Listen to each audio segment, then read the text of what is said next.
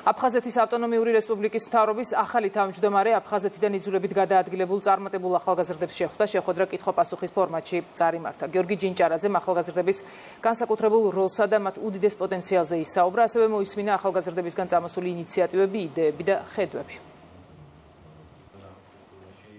გავეცანით სხვადასხვა გამოწვევებს, მათ დააფიქსირეს თავიანთი მოსაზრებები, რაც ჩვენთვის ძალიან მნიშვნელოვანია, სამომავლოდ აუცილებლად აფხაზეთის მთავრობა გაეცნობა მათ მიერ წარმოდგენილ ინიციატივებს, ხედვებს, რჩევებს და აი ამ ფორმატში ჩვენ ძალიან კარგ ინიციატივებს განვახორციელებთ. ბევრი პრობლემა გაუზიარეთ, რომელსაც მართლა გულით მოусმინა, ასევე ბევრი კარგი იდეა შევთავაზეთ. დიდი მადლია აფხაზეთის განათლებისა და კულტურის სამინისტროსი, რადგან კარგი აკადემიური მოსწრების საფუძველზე სტიპენდიას გვაძლევენ. შესაბამისად, ეს მართლა ძალიან დიდი мотивაციაა ჩვენთვის და ძალიან კარგი იქნება, თუ მსგავსი პროექტები გაგრძელდება.